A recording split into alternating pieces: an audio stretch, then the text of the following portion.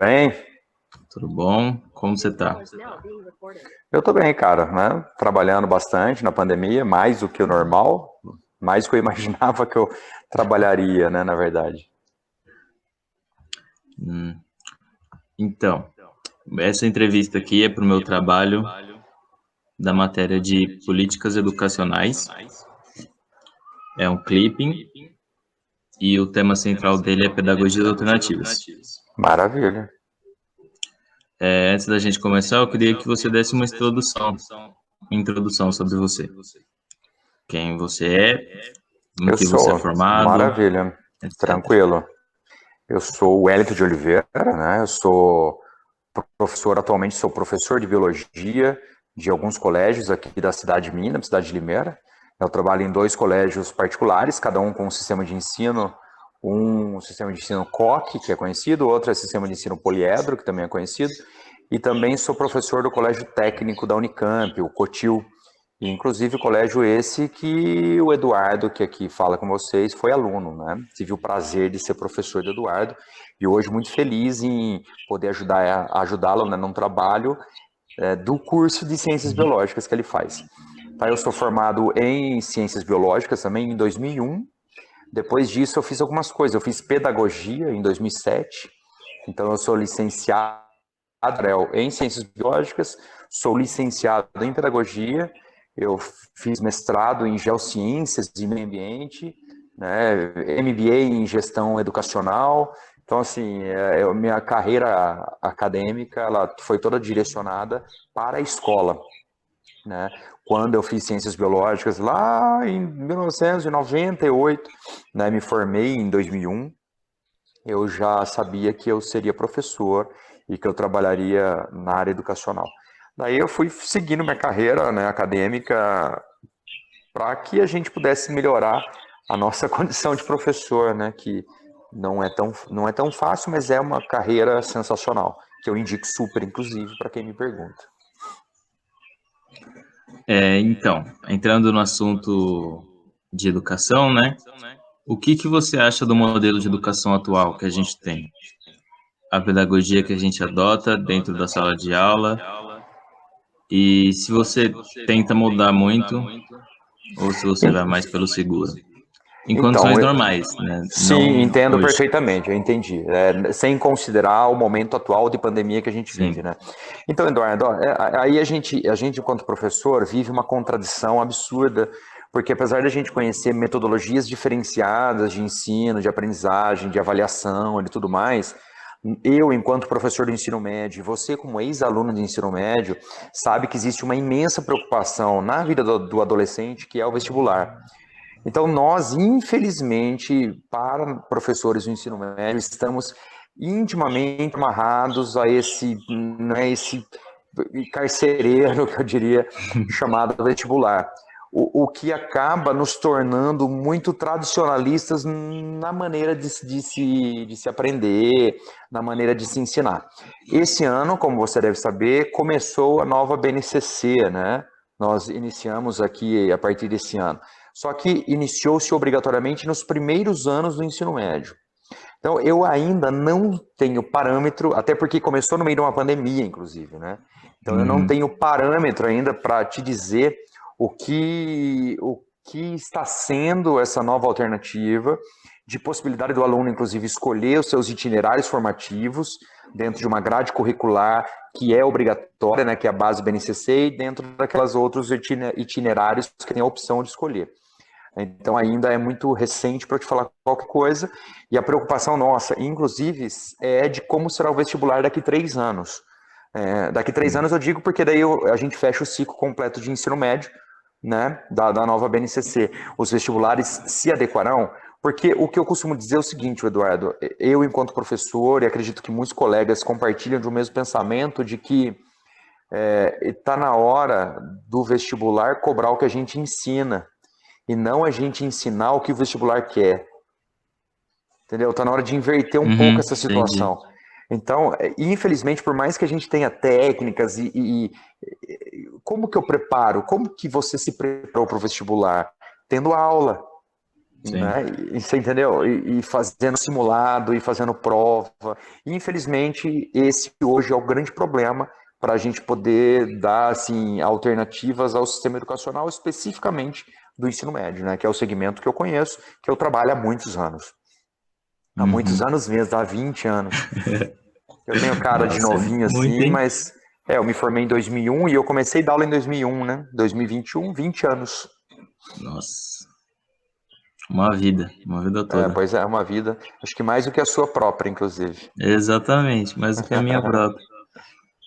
E então, eu queria também perguntar para você como você está lidando com o ensino remoto.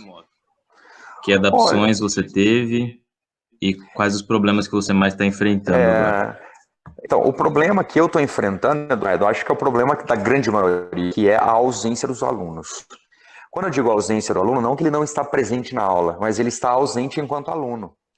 Porque se eu entro numa aula remota, como esse encontro nosso aqui via Meet, eu tenho a opção de fechar a câmera, fechar meu microfone, e você que está sendo um entrevistador nesse momento pode fazer a mesma coisa e entrar em outro lugar, e eu estou falando aqui e eu não sei onde você está. Não é não sei onde você está fisicamente, entendeu? Não Uhum. que eu saiba, você estando na sala de aula, mas a gente perde a identidade do aluno. Quem é meu aluno? Eu não sei. Imagina o meu aluno do primeiro ano do ensino médio, que ele acabou de entrar no ensino médio, eu estou o conhecendo agora, e muitos deles eu não vi presencialmente. Então eu não sei que rosto tem, eu não sei qual é a expressão de dúvida dele. Professor, nossa, eu não entendi isso, não sei o quê.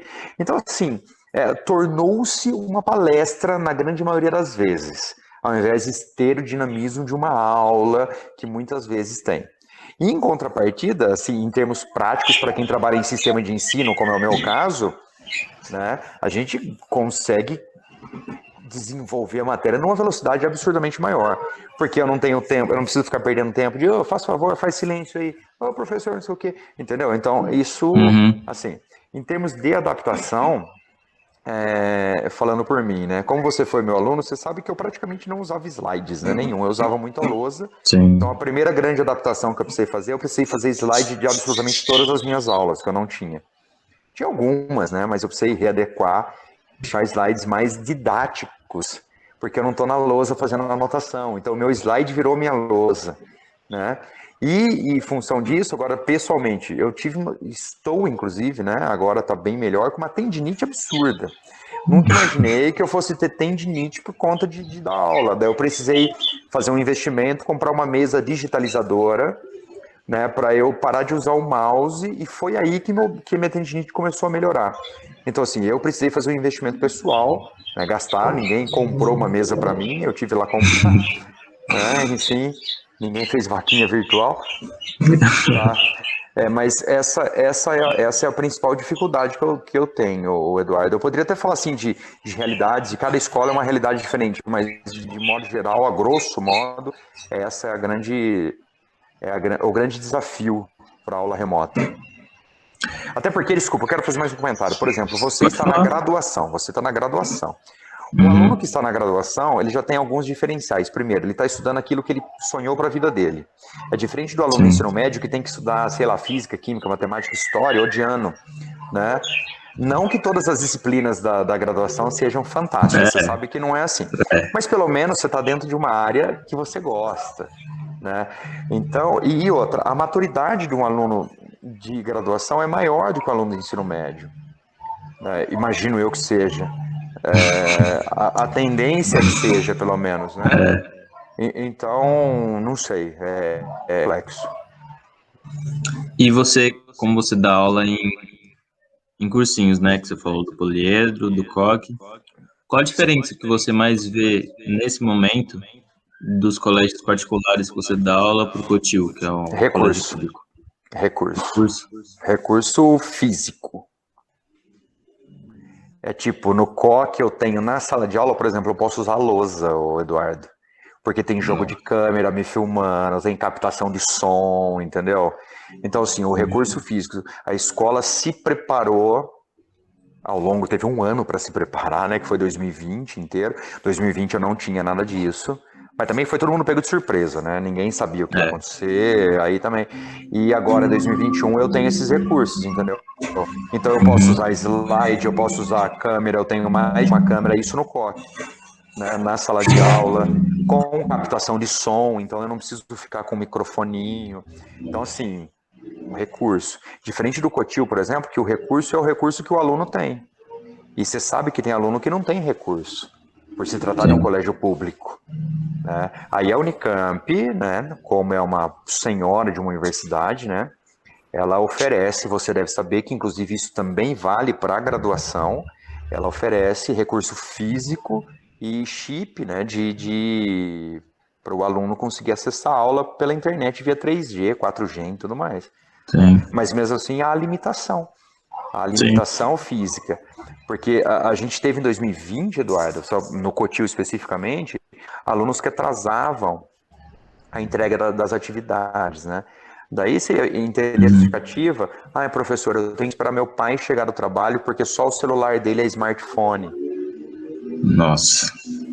Você entendeu? Então você fala, putz, que bosta, né? E eu aqui em casa com, né, os meus recursos, eu cobrando do meu aluno porque ele não entrega e ele me dá uma resposta dessa. Então a pandemia, inclusive, infelizmente, evidenciou que os problemas sociais no Brasil, eles são sérios, severos, e isso aumentou significativamente a distância ao acesso à educação dos alunos. Olha a diferença, uma escola eu tenho jogo de câmera e tudo mais, né? A outra eu tenho que esperar o meu aluno chegar, o pai chegar, para ele poder usar o smartphone do pai. Nossa, complexo, né? Demais. Os negócios tá fora do nosso controle, né? Total. E o que eu posso fazer? Então. Dar aula, é o que eu faço. Dar a mesma qualidade de aula que eu dou para um, eu dou para o outro, entendeu? Eu não faço distinção de aula, porque é colégio público, colégio particular. Eu sou o mesmo professor, independente do colégio que eu esteja, né? Sim. Bom, você foi meu aluno, você sabe que eu estou falando não é mentira. Uhum. Eu queria saber qual mudanças que você notou em relação aos alunos do ano passado que você teve para esses que entraram agora no primeiro ano. Poxa, cara, essa pergunta é complexa, né? Porque os alunos que entraram no primeiro ano são principalmente aqueles que eu não conheço, né? De nenhuma maneira, porque alguns não foram presenciais ainda. Então, eu não sei eu não sei avaliar, Eduardo. Eu não sei te responder. Não sei te responder. Eu sei que você esperava uma resposta de mim, né? Mas eu não sei. De certa forma, eu acho que eles estão mais adaptados, porque eles já começaram o ensino médio online. Sim, isso mesmo, queria saber. Se você nota uma mudança de postura ou de atitude entre eles e os alunos que foram do primeiro ano passado. Então, mas sabe por que essa pergunta é difícil de ser respondida? A turma é única. Então, se eu tenho uma turma mais quieta, eu tenho uma turma que fala mais, e isso independe muito de ano, de que está no primeiro, segundo, terceiro, ou se está online ou se está presencial. Então, assim, para eu responder isso com uma maneira mais precisa, eu deveria ter salas mais homogêneas para ter um parâmetro. Então, o que eu posso te responder é, no meu segundo ano de ensino médio, que eu os conheci o ano passado e eu os conheço esse ano, se houve uma diferença, entendeu? Aí eu acho que a minha resposta seria mais segura. Sim, houve uma gritante diferença de queda de rendimento. Porque o ano passado ainda vivíamos a expectativa de é só mais uma semana. É só mais uma semana, não é? 40 semanas pensando nisso. Não, pois é, mas a gente vivia essa expectativa, né? Nós tivemos a antecipação das férias pra gente, a gente teve férias em abril, e normalmente as férias seriam em julho, né? Tanto é que esse ano o calendário é normal. Daí a gente falava, vai acabar as férias de abril e vai voltar ao normal. Então era uma constante expectativa de retorno que não aconteceu até hoje, né? Então teve uma significativa queda de rendimento, Eduardo. Tá.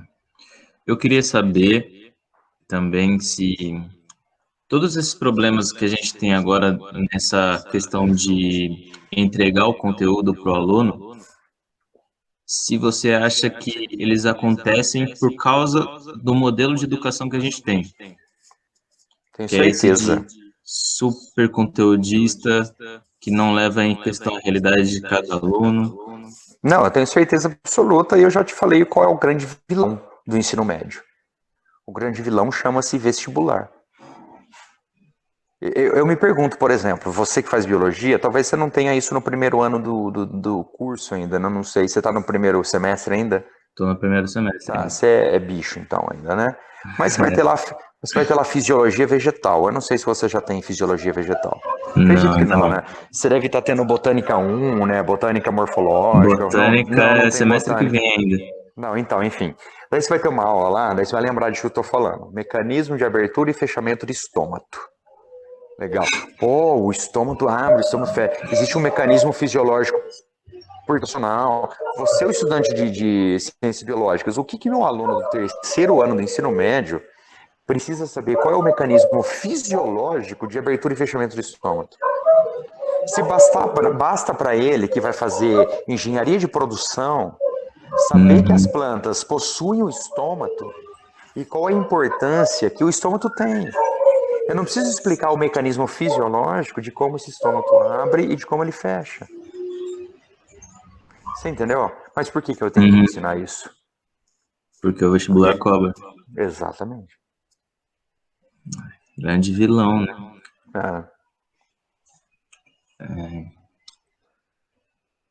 Calma aí que eu me perdi aqui no roteiro. Fica tranquilo. Vieram pedir para eu falar mais baixo aqui, tá bom? Eu queria perguntar para você se você conhece pedagogias alternativas, quais, se você conhecer alguma, né? E se você utiliza os conceitos dela dentro da sua aula. Sim. Olha, eu vou entender por pedagogia alternativa, ô Eduardo, aquilo que foge um pouco do convencional das escolas. Sim, isso Tá? mesmo. Porque se eu falar de Piaget, todas as escolas falarão de Piaget. Se eu falar de Vygotsky, todas as escolas falarão de Vygotsky, não desmerecendo nenhum dos dois, por favor. Né? Então eu vou falar de um pedagogo francês que é o que eu mais conheço, além desses dois que eu lhe falei, que ele chama-se Freinet. Né? Um dos colégios que eu trabalho é um colégio frenetiano. Né? O que é um colégio frenetiano? Óbvio, um colégio que usa a metodologia da pedagogia criada por Freinet lá na França, né? Não vou lembrar exatamente quando. Então, a pedagogia frenetiana, ela, como outras pedagogias alternativas, ela trabalha muito com o protagonismo do aluno. Então, o aluno ser o protagonista do processo de aprendizagem. E nós, enquanto professores, sermos mediadores do conhecimento a partir do conhecimento pré-existente. Então, vou dar um exemplo prático para você. Eu tenho que falar de mecanismo de abertura e fechamento de estômago. Porra, velho, né? Então, o aluno... Como que eu vou fazer isso? O aluno, de repente, ele vê lá uma... Vou dar um outro exemplo, vai? Eu fui um exemplo não muito legal. Então, o aluno está lá assistindo Fórmula 1. Ninguém mais assiste Fórmula 1 hoje, né? Mas, enfim. Eu assisto Fórmula 1. Mas, enfim, o aluno está assistindo Fórmula 1. Daí ele chega na escola, pô, professor, eu estou assistindo Fórmula 1, velho. Aí eu falei, e quanto tempo durou? Durou tanto tempo. É? E qual era a velocidade média dos carros? Vamos ver quantas voltas um carro dá? Você entendeu? Então, assim, você usa algo que o aluno traz e coloca dentro do contexto de aprendizagem, de ensino-aprendizagem. Né? É uma metodologia que, para ensino fundamental 2, fundamental 1 e fundamental 2, ela é aplicada de maneira sensacional. Né? Então, ele trabalha com ateliê. O que é um ateliê? Vamos fazer um ateliê sobre um tema específico. Agora sim, ateliê de abertura e fechamento de estômago. Né? Tudo bem que a gente não vai ter isso no ensino fundamental, mas supondo ter. Né? Então, os alunos eles vão desenvolver material, vão estudar a respeito para apresentar o estudo que ele desenvolveu sobre aquilo. Né? Então, daí ele tem o jornal, cara, tem assim uma série de itens que depois, se você pesquisar, você vai ver quais são os pilares da pedagogia frenetiana, que funciona muito bem para ensino fundamental 1 e fundamental 2, né? Que é dentro da nova proposta de ensino fundamental, de construtivismo, que surgiu aí, né, como nova proposta pedagógica, que no ensino médio já torna-se complexo, por conta do que a gente já discutiu. Vamos discutir, sei lá, mitose, e vamos pedir para os alunos desenvolverem alguma atividade sobre mitose, para que ele tenha o protagonismo sobre o ensino. Mas depois vai cair no vestibular mitose? Professor, eu não aprendi mitose, velho, porque você não deu aula, a gente fez uma atividade, não sei o quê, entendeu? Então, é bacana. Mas é uma pedagogia que vale a pena conhecer, viu, Eduardo? Frenê. Fica a dica, né? Em Campinas, se é de Cosmópolis, né? Mas em Campinas tem uma escola frenetiana, chama-se Curumim. É só ensino infantil, ensino fundamental 1 e ensino infantil, né? E eles são, assim, frenetianos raiz mesmo, sabe? Então é uma escola muito gostosa de ver, parece um sítio a escola, nossa, é sensacional. Nossa, muito bom. Eu queria particular, perguntar... custa caro. né? Aí complica. Como você acha que a gente pode difundir mais essas pedagogias alternativas? Nossa. Então, Eduardo, a melhor maneira, eu acho, de difundir essas práticas pedagógicas são as famosas reuniões de reciclagem de professor, né? Mas, acima de tudo, mais do que a difusão da prática, a gente depende da boa vontade do professor em aplicar a prática na sala de aula. Então, assim, conhecimento hoje em dia, falar que não tem é mentira, né, cara? Pô, eu acesso meu celular, estou aqui falando com você do meu celular, eu procuro práticas alternativas de sala de aula. Cara, hoje a gente tem recurso para a gente achar todas as práticas alternativas que a gente tem à disposição. Então a gente não faz, ou porque está engessado num conteúdo a ser cumprido, né? Então isso impede de buscar novas alternativas, ou simplesmente por comodidade de já trabalhar dessa forma há algum tempo e continua assim, entendeu? Então eu acho que mais do que difundir é contar com a predisposição dos professores em mudar, né? É isso, em mudar. Entendi. E agora, para fechar, eu queria perguntar para você como você vê a educação daqui a uns anos. Qual você acha que vai ser o rumo que ela vai tomar? E também queria saber como é a sala de aula dos seus sonhos. Olha, Eduardo, eu acho sim que o ensino híbrido veio para ficar. Eu acho. Eu não vejo com maus olhos isso, né? Muito pelo contrário, eu vejo que com bons olhos, né? Mas não, é claro que no modelo que eu falei, que falta recurso para o aluno, não nesse sentido, né? Mas o ensino híbrido, ele aumenta algumas possibilidades, né? Desculpa, você perguntou várias coisas ao mesmo tempo. A educação no futuro, né? Como você vê a O que educação eu no futuro? vejo? Olha, Eduardo, eu estou muito feliz com a nova BNCC e para mim a educação do futuro, um futuro bem próximo, é o término do ciclo de implantação da nova BNCC. Que o aluno, ele passou a ter agora uma oportunidade de escolha daquilo que ele quer aprender, apesar de não ser tão escolha assim, mas ele já tem um direcionamento daquilo que ele mais quer aprender em detrimento de outros conteúdos. Então, isso já, a valorização daquilo que ele é, daquilo que ele gosta, daquilo que ele espera para ele, ao meu ver, já é um avanço. Porque quando você, por exemplo, prestou vestibulinho para entrar no colégio técnico, você já tinha, de certa forma, isso em mente. Poxa, eu quero fazer isso, né? Aonde que eu consigo fazer? Eu consigo fazer isso no colégio técnico. Pô, mas eu sou de Cosmópolis, não tem importância. Eu vou lá para Limeira para estudar, né? Caiu Espera aí um pouquinho aqui. Onde é que a gente parou? Não, eu estava falando de, por exemplo, de você estar lá em Cosmópolis e falar, poxa, eu vou estudar no colégio técnico lá em Limeira, porque você já tinha, de certa forma, eu não lembro o curso técnico em que você fez. Fiz em informática. Em informática, muito bem. Então esse vídeo vai ficar muito bem editado. Então, mas olha só que interessante. Quando você tinha, sei lá, 14, estava no 9º ano, o seu sonho era fazer informática. Talvez não fosse, mas vamos supor que fosse. né?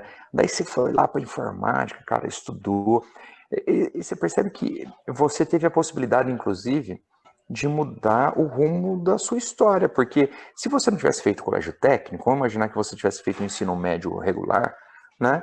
E talvez você teria prestado engenharia da computação e não ciências biológicas. Eu digo, talvez, né? Enfim, não sabe o que acontece, né? Então você percebe assim que quando a gente tem a opção de meio que escolher o que a gente quer, no ensino médio a gente vai dando um direcionamento um pouco maior para a nossa vida profissional futura.